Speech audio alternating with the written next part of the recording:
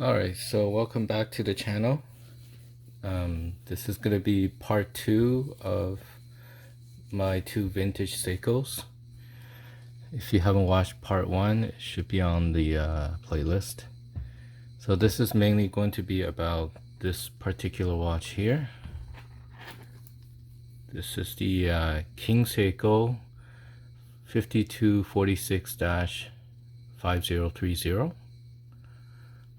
So after acquiring this one right here, the Lordmatic, and learning about the different tiers of vintage Seikos, like the Lord, the King, and the Grand, I kind of decided that I wanted to start with a theme of a mini 3-watch Seiko collection.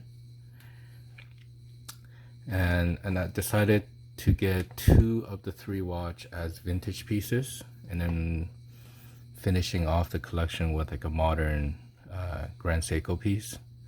Since like I think back then modern King Seiko and Lordmatic didn't really exist. I know the past 1 or 2 year modern King Seiko has been reissued, but yeah, nevertheless, this one here I got it with the 56 series, which was the last high-end movement from the Suwa division. So then, I basically casted my net in search of a non-circular watch from the Daini division, which was making the 52 series movement, which was also their last high-end mechanical movement. So like if I kind of made my mind that the Grand Seiko was going to be the modern piece, then basically by process of elimination I started looking into vintage King Seikos. There's like a very good vintage King Seiko and Grand Seiko community with like extensive catalog, looking into vintage King Seikos. So like the Lordmatic here, non-circular watches didn't really exist until the 56 series, which were primarily made by the Suwa factory. And so when I was looking into the 52 series, which was made by Daini, non-circular watch, they only really exist in the King Seiko Vanac line. So I'll add a picture. The King Seiko Vanac line was like a kind of like an offshoot. It was like a very avant-garde design with like faceted crystals. So it wasn't something that I was particularly looking for. So I still wanted a 52 movement, but I couldn't really find any rectangular watch or square watch. But as I dug deeper into like the catalog and the resources, I did eventually found there were King Seikos that was not even part of the Japanese official catalog. Like I'm not sure for the reason, but most of these models still had JDM variants. So I'm guessing like their initial plan for these models were for export, but eventually they still made it for the Japanese domestic market. So yeah, this like I said, this model, so basically looking at those ones that were not in the official catalog, I like narrowed it down to 2 square shaped King Seikos with the 52 movement. It was the 5246-5010 or the 5246-5030, which is this one. I'll show you a picture. So of those 2, I found this one to be more of my taste. It's just from purely aesthetic standpoint, and so I picked this one. But due to not being in the official catalog, it was really hard to like authenticate when you find some examples online. Like I wasn't sure if certain aspect was frankened or the dial was repainted. So luckily I was able to find one international catalog that showed off this watch. So as you can see from the picture, because this was the international catalog, the dial did not have the KS moniker on there. So these models actually had a different model code. It was the 5246-5039. So, you know, for any collectors looking, just note that difference.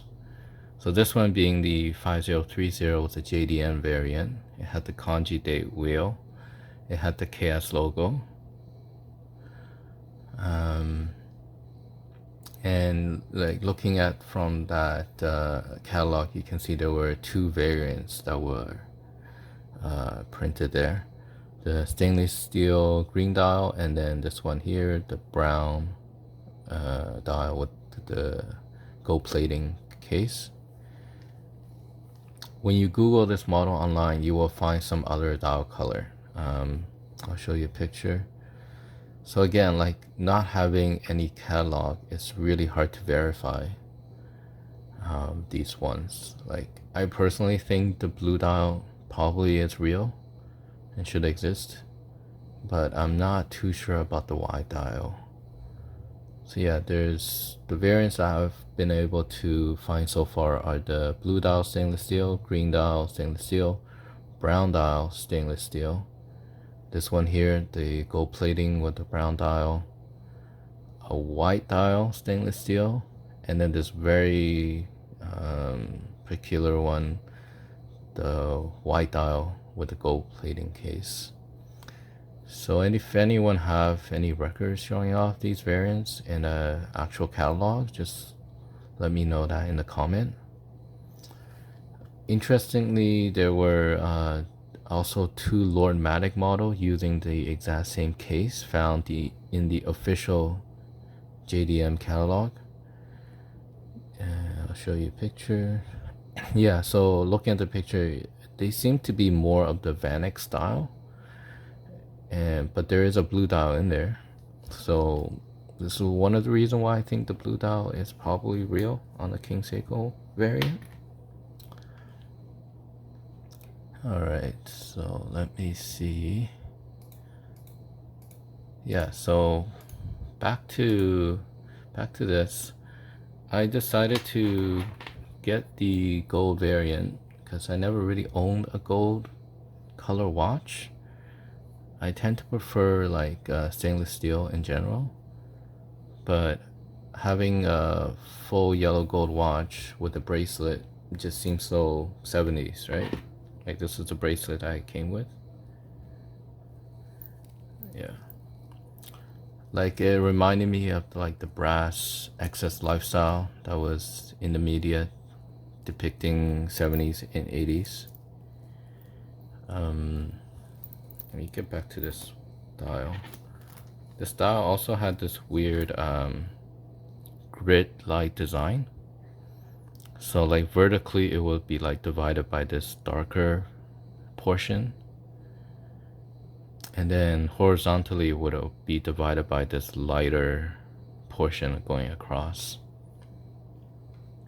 The markers are polished, unlike the Lord Matic, and even the hands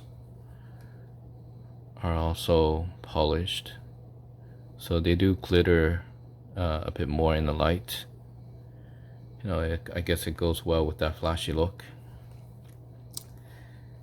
The bracelet also has some nice tapering to it. I think it starts off here. I think the lug width is actually 18mm, but it actually flares out outside of the case to like meet up with the lug tip on the outer portion. So it starts off here at 20 and it tapers down to 16.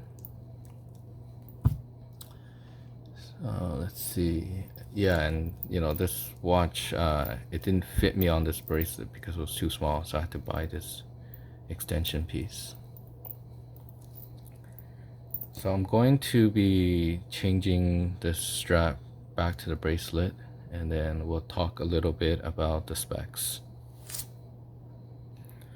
Alright, so I've changed up the bracelet, or changed it back to the bracelet, and this is how it looks like in the catalog. The bracelet design is quite nice. It has this retro vintage look, but yeah, because it's gold plating, it's definitely seen its fair share of days. This is like the extension piece I had to get, and like the underside is even worse. But yeah, it still completes the look. Like I said, the lug width is 18, but the tip of the bracelet does extend out a bit, and it'll taper down to 16. This is why, like, also when I got like a normal strap, like if it just started at 18 and tapered down to 16, it had this very skinny look on the watch. That's why eventually I got like the indented strap to have the similar flare out look at the beginning. Yeah. So let's do some specs. This watch wears a little bit bigger than this because the diameter measures in at 34, I believe. Yeah, 34. Lug to lug is 40.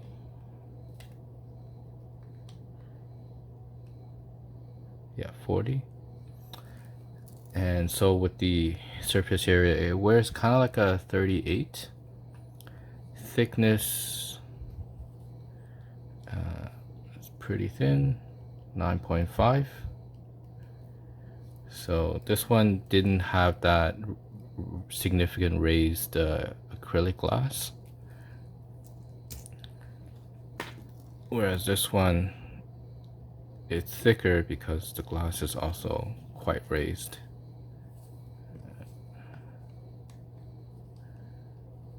Yeah, this one's 10. Alright, so I mean, I think this watch, when it came out, it was supposed to be waterproof, but I doubt it these days. Power reserve is the same as this, 47 hours. The nice thing about this one is the crown is a bit larger, so winding this is much more enjoyable, like compared to this tiny crown. Yeah. So yeah, overall this wears a little bit better on my wrist.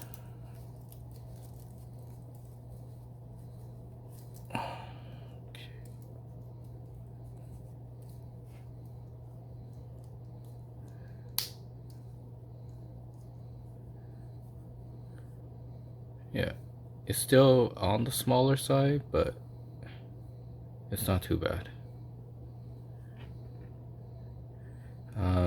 It has this, I think a lot of people, they remember this famous movie, Wall Street, with the character Gordon Gekko wearing a full gold Cartier Santos. This kind of gives you that look, but obviously not with the weight and the prestige. But it's a full gold square watch on a bracelet, and I typically don't wear it like this. It's a little bit too out there, even though I was looking for this look. But yeah, I eventually think like for my style, I tend to lean towards more just like a brown strap. I'm thinking maybe getting like a darker burgundy strap, maybe like this color. This could be quite nice. Gives him a little bit more casual. Alright, I think I'm gonna talk more about this this caliber. caliber 52. So we're going to try to contrast this a little to this watch's caliber 56, which was made in Suwa. This is made in Daini. So some background. I think looking through the history book, it does seem like the Suwa factory was more of the famous and innovative team of the two. Like, they were the creator of Grand Seiko, and they also were the first to introduce the quartz watch to the world, Seiko Astron.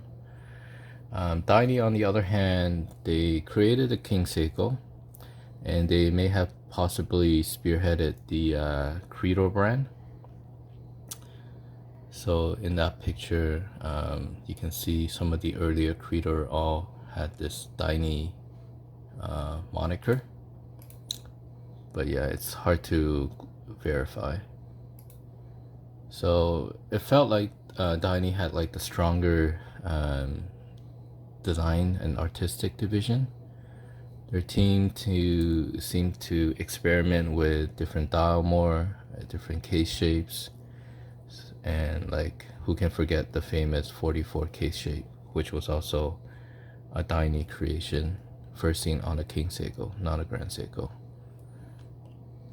Suwa, on the other hand, they seem to be like the true innovator in movement technology. And when people view like, you know, vintage Seiko or Grand Seiko, there's always been this like underdog story going up against like the Swiss juggernauts. But within Japan itself, it seemed like Daini division was the underdog against the more famous Suwa. So when Daini made this caliber 52, to compete with Suwa's 56, it's one of those times where they actually, in my opinion, beat Suwa at its own game. And because these two were the last high-end mechanical movement due to quartz like overtaking everything, I say like Daini kind of got the last wink in the battle. So when Seiko eventually brought back mechanical movement in the 90s, there were two movements. One was the caliber 68, manual wide ultra thin, and the other one was the caliber 4S. Both of these were actually Daini's children. The the 68 was created by Daini, and it was likely what birthed Credo. And then the 4S was heavily based on this watch's caliber 52. The 4S would then go on to be the basis for all modern Grand Seiko 9S movements as well. So the 52 was, you know, Daini's answer to Suwa's 56. It can trace its lineage from the Daini 51 movement, which also played a role in Suwa's 56 construction. When this watch came on the scene with the 56, its like standout feature was it was super compact, super thin, automatic, and had some convenience feature like dual quickset for the day date. So this one, when it came up, its movement diameter was 25.6 and the height was only 4.25, which was the thinnest at the time. And when Daini came out with the 52, it basically one-upped it by having the same diameter, 25.6, but the height was only cut to 3.95 in height. It also had a higher beat rate, 4 Hz at base. This one, 56, had 4 Hz variants, but not on the base movement. So this one was 3 Hz. And lastly, they were able to make the day-date not only quick dual sets or dual quick sets, but also they made the date changeover instantaneous rather than a gradual changeover.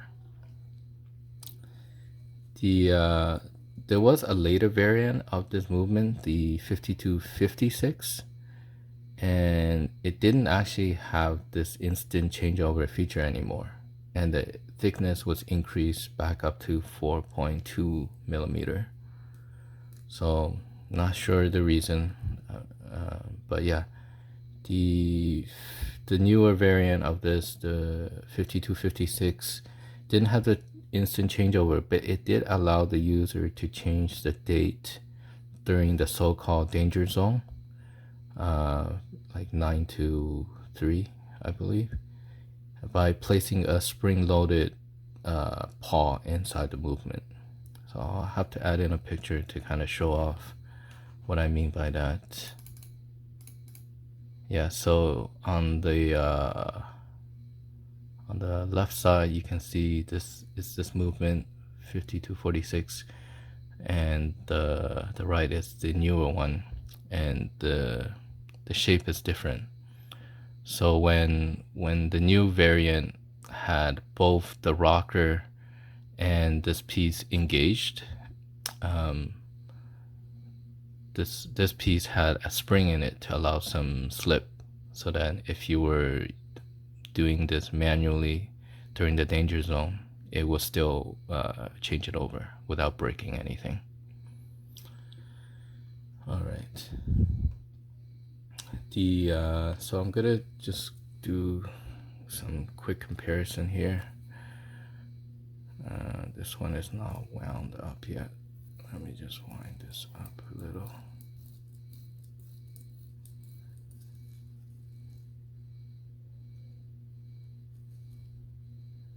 So yeah, you can definitely tell the 4 Hertz compared to the 3 Hertz. Let's start with this one. So with this one, the quick set, you pull it out. I think if you spin this counterclockwise, it will change, and then if you spin this clockwise, it would change. Okay, and then let's just show off the date change if it were to happen naturally.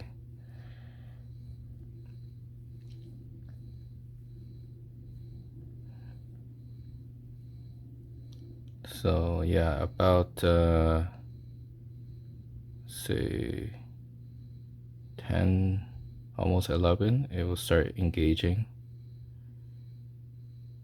And then this is getting close to midnight. So at midnight, the date changes. But then this piece will take a very long time.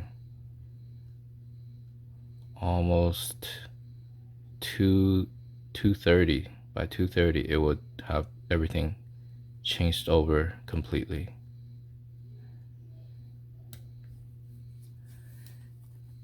And then going back to this one, to change the date, it's actually the opposite. You wind clockwise and it will change, and then counterclockwise you will change. So let's do the instant changeover, show that off. Okay, let's get to 11.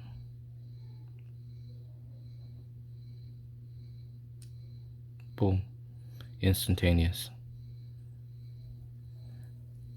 So that's the one of the standout feature on this particular movement. It also has hacking. Okay.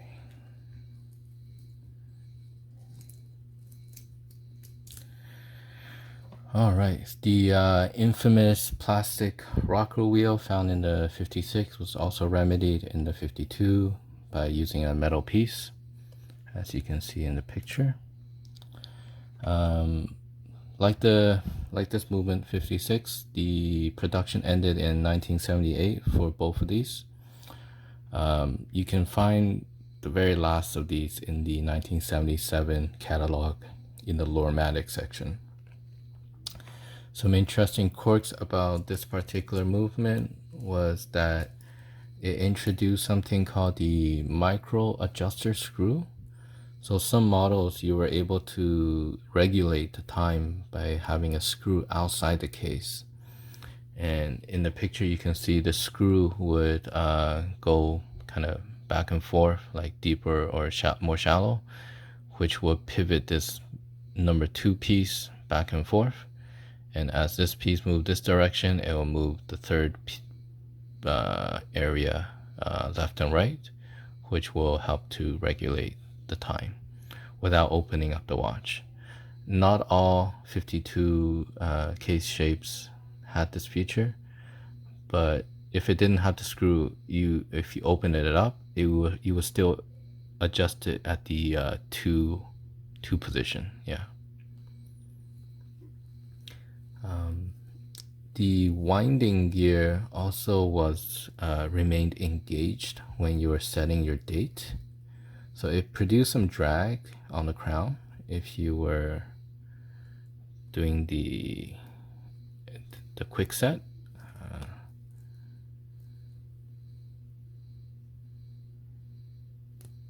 So yeah, like when you were doing the quick set, you're actually winding the watch doing this. This movement has been recently serviced, so it's very smooth. But like an older unserviced movement, when you do the quick set, you almost feel like you're breaking the watch, or there's so much resistance or drag to it. But yeah, that's just part of the design.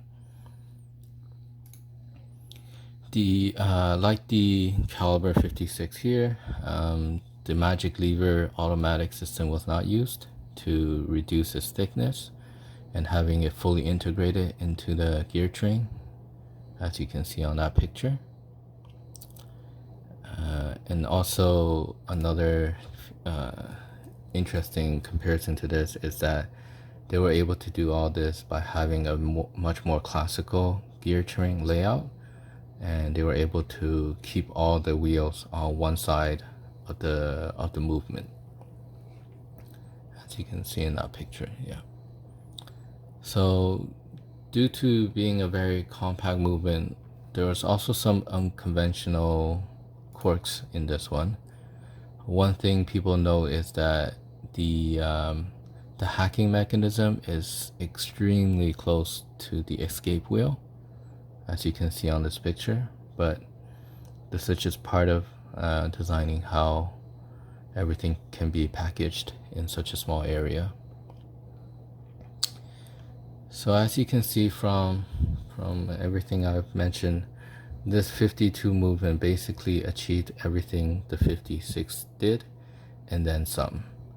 Like, it was thinner, it had a more linear architecture, which shouldn't be overlooked. Like, basically Daini was able to do what Suwa did without overcomplicating things. You know, but due to this movement 52 being a Daini creation, it never made its way into any Grand Seiko, which was kind of a shame. But I think its brilliance would not be overlooked when its lineage eventually found its way to the 4S and then the 9S modern Grand Seiko. So this is the bulk of this review. So I think this is kind of like a fitting end to these vintage mechanical Seiko innovations. You know, as both Suwa and Daini like later fully embraced the quartz revolution, they left behind these two gems, and they continued their battle in the quartz sphere, which I'm sure is like equally fascinating. After Suwa and Daini ended their competition, and the dust all settled after basically quartz completely dominating worldwide, what did these two rivals learn when they sat down together and got back to work?